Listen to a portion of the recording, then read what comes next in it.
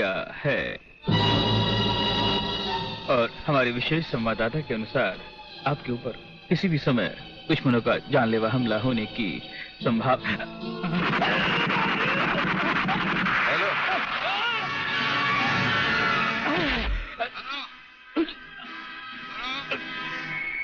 खबरीलाल के अंतिम समाचार प्राप्त हुए। Hello, hello.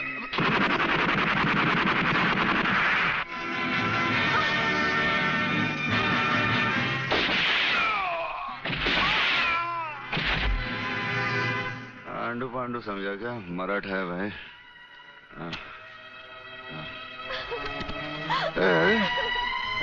चल चल चल, खाना लगा, चल खाना लगा, चल खाना लगा।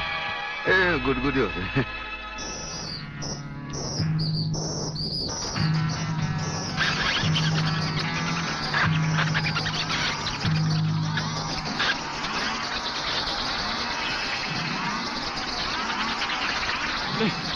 नहीं नहीं नहीं नहीं, ये क्या कर रहे हो? नहीं नहीं नहीं नहीं नहीं नहीं नहीं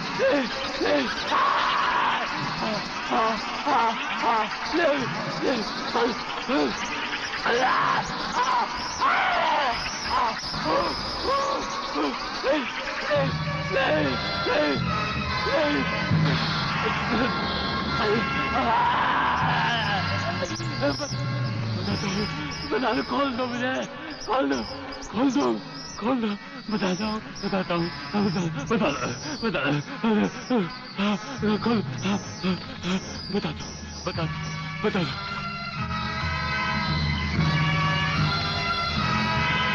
प्रोफेसर रंगास्वामी प्रलयनाथ के कब्जे में है। आखिर बबन ने मुंह खोल दिया। 1 मिनट सर। सर, दिल्ली से होम मिनिस्टर चौधरी आपसे बात करना चाहते हैं, हॉटलाइन पर। बात कीजिए सर। नमस्कार मंत्री साहब। नमस्कार। देखिए, कल एयर फ्रांस की फ्लाइट से प्रोफेसर खुराना फ्रांस से पहुंच रहे हैं। आपने उन्हें देखा भी है और उन्हें अच्छी तरह से जानते भी हैं। दुश्मन की नजर भी उन पर होगी, इसीलिए उन्हें एयरपोर्ट से रिसर्च सेंटर तक पहुंचाने की जिम्मेदारी मैं आपको सौंप रहा हूं। ये एक बहुत ही कॉन्फिडेंशियल मामला है। कॉन्फिडेंशियल मामला तो मैं जान चुका हूं। ब्रिगेडियर, आप देखना प्रोफेसर खुराना कहां पहुंचता है। मगर प्रलयनाथ, ये नामुमकिन है। मंत्री होने के नाते तुम्हारे लिए यह काम बहुत आसान है जीवनलाल। तुम एयरपोर्ट के किसी भी हिस्से से ब्रिगेडियर की आंखों में धूल झोंक कर उसे उठा सकते हो। मगर मैं तो प्रोफेसर को जानता तक नहीं और नहीं उसे देखा है।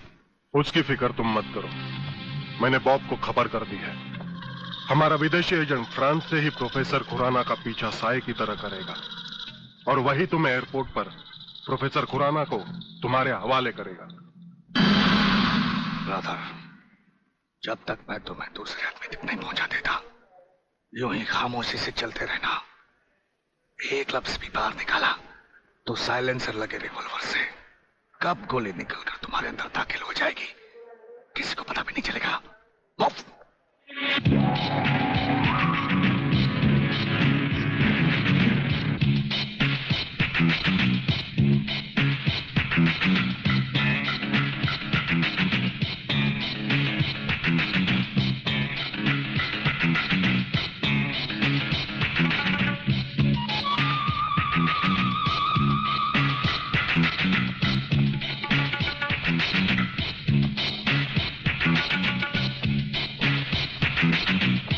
नमस्कार प्रोफेसर खुराना साहब, नमस्कार।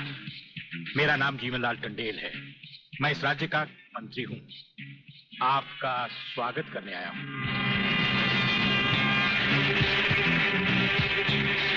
प्रोफेसर, तुम्हारे गले में जो मैंने हाथ डाला है उसमें बम लगा है, जिसका रिमोट कंट्रोल मेरी जेब में है।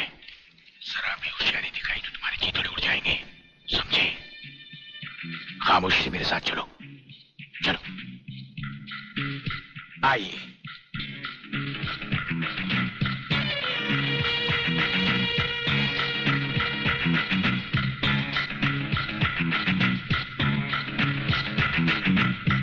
Welcome professor Khurana, welcome to India. वाह जीवनलाल वाह, आज तुमने तो कमाल कर दिया प्रोफेसर खुराना। वो ब्रिगेडियर तो बेचारा एयरपोर्ट पर हाथ मलता ही रह गया और प्रोफेसर हमारे जाल में कबूतर की तरह फंस गया। ब्रिगेडियर शायद ये नहीं जानता कि प्रलयनाथ ऐसा शिकारी है जिसके हाथ से कभी कोई शिकार नहीं बचता।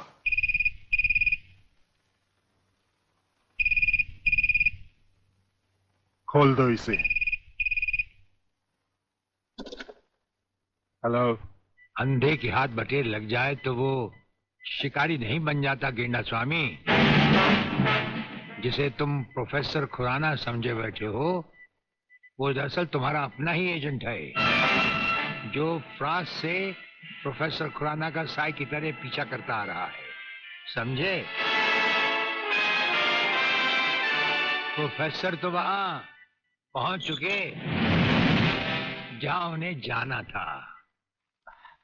मुझे माफ कर देना प्रलयनाथ जी, मैं प्रोफेसर खुराना नहीं, आप ही का एजेंट हूं। मगर हवाई जहाज में ही ब्रिगेडियर के कमांडो ने मुझे मजबूर कर दिया। प्रोफेसर ने गन पॉइंट पर मुझे जीवनलाल तक पहुंचाया। मैंने वहां भी कहना चाहा, लेकिन इन्होंने बम वाला हार मेरे गले में डाल दिया। मैं कुछ कहता तो वहीं जान से मारा जाता।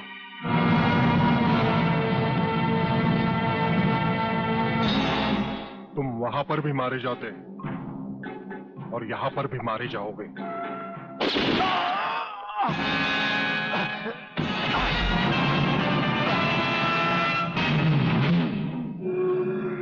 मैंने विदेशी एजेंट को तो सजा दे दी है ब्रिगेडियर, मगर प्रलयनाथ से ये दुश्मनी तुम्हें बहुत भारी पड़ेगी। जो भारी ना हो वो दुश्मनी ही क्या प्रलयनाथ।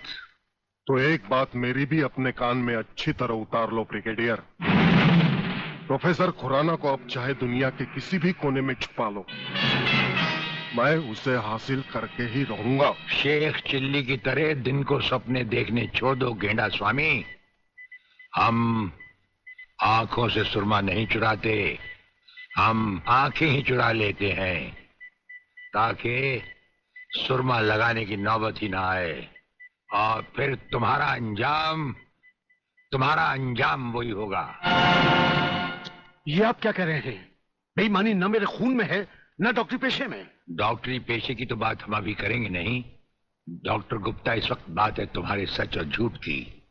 माथे पे आया हुआ पसीना पोछो और हमें राजा टंडेल की झूठी नहीं सच्ची रिपोर्ट की असलियत बताओ। झूठी रिपोर्ट? हाँ, जो रिश्वत लेकर तुमने बनाई और एक मामूली सी प्रेगनेंसी को एक खौफनाक रेप का केस बनाकर संजय और उसके दोनों साथियों को हवालात में पहुंचा दिया। ये सब झूठ है, आपको किसी ने गलत बताया है। चिल्लाने से झूठ नहीं छुपता डॉक्टर गुप्ता। हमें पहचानो, हमें ब्रिगेडियर सूर्यदेव सिंह कहा जाता है। हम मुर्दों से सच उगलवा लेते हैं, तुम तो फिलहाल जिंदा हो, सच सच कह डालो। आप समझते क्यों नहीं ब्रिगेडियर साहब? मैंने कोई गलत रिपोर्ट नहीं बनाई और न ही कोई रिश्वत ली है। फिर ये क्या है डैडी? ये देखिए,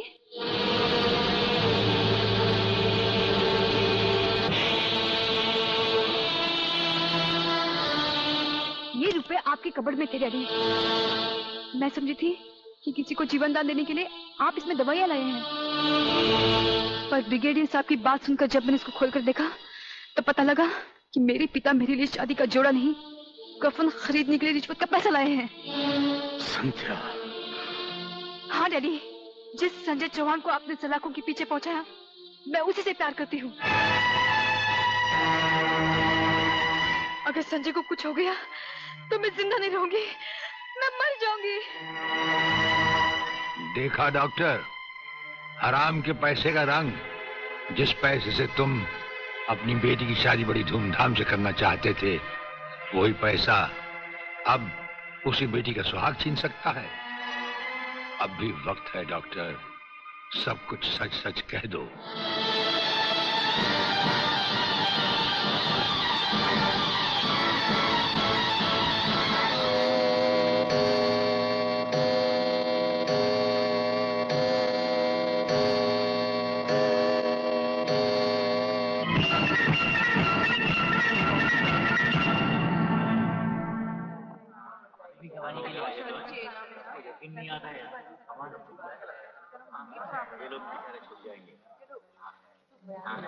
ऑर्डर ऑर्डर।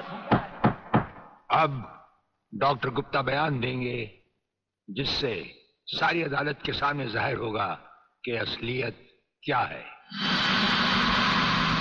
जज साहब, मिस राधा टंडेल के बलात्कार की झूठी रिपोर्ट मैंने ही तैयार की थी। सच्चाई यह है वो पेट से थी और उनका अबॉर्शन मैंने ही किया था। जज साहब, मैंने अपना जमीन बेच दिया था।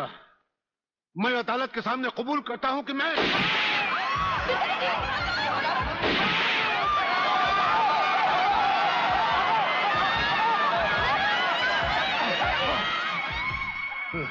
बेटे, जज साहब, रिश्वत लेकर वो झूठी रिपोर्ट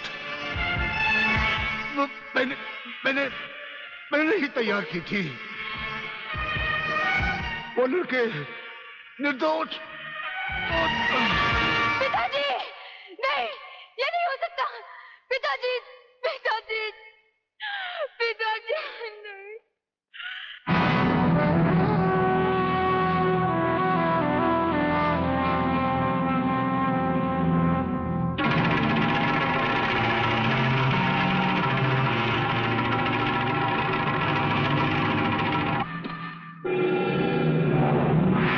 राजन मेरे चश्मदीद गवाह और उसके दोस्तों की आज कोर्ट से रिहाई हो चुकी।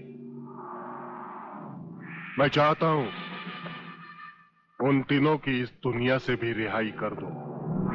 कल ही रक्षाबंधन के दिन।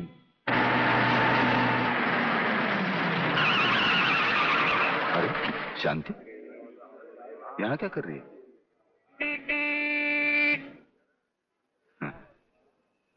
राखी? हाँ, आज नारली पूर्णिमा है ना। अरे ये राखी लेके मेरी तरफ क्यों आ रही है? हाँ? कहीं बाजार में? ये राखी किसके लिए? तुम्हारे लिए और किसके लिए? शादी करने की तो हिम्मत तुम्हें है नहीं। इससे अच्छा है कोई दूसरा हिम्मत वाला मर्द ढूंढ लूं और तुम्हें भाई बना लूं। लाओ इधर हाथ। ये नहीं, नहीं, ये नहीं, नहीं, नहीं, मैं तुम्हें भाई बना के नहीं, नहीं, नहीं, और मुझे राखी बांधने दो। नहीं, ये नहीं, नहीं, नहीं बोला ना। नहीं, मेरे को राखी बांधते क्या करते तू? नहीं, मैं पुलिस वाला हूं, वैसे भी तेरी रक्षा करूंगा। नहीं, अब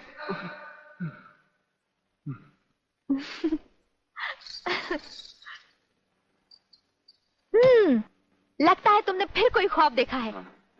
अब तुम रोड पर भी ख्वाब देखने लगे। कहीं ऐसा तो नहीं देख रहे थे कि ये राखी मैं तुम्हें बांध रही हूँ? तुम्हें कैसे मालूम? मैं तुम्हें अच्छी तरह पहचान गई हूँ। तुम ख्वाब में कुछ भी देख सकते हो। अरे बाबा, ये राखियाँ मैंने अपने भाइयों के लिए खरीदी हैं, समझे? Very good, very good. जानते हो राखी के धागे में कितनी ताकत होती है? नहीं यार, माँ सच कह रही है। भाई बहन के इस पाक बंधन को तुम लोग इतना कच्चा मत समझो। अरे इसके धागे में तो वो ताकत है जो 7 समुद्र पार भी भाई की रक्षा करता है। ये सब कहने की बातें अली, सब कहने की बातें। मेरा तो भगवान पर से भी विश्वास उठ गया। और फिर ये तो एक राखी है, रेशम का तार है और कुछ भी नहीं।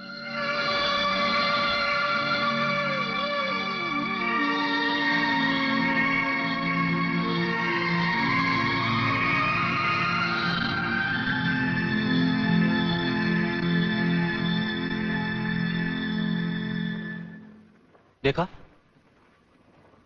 रुला दिया ना मेरी बहन को, और वो भी आज के दिन।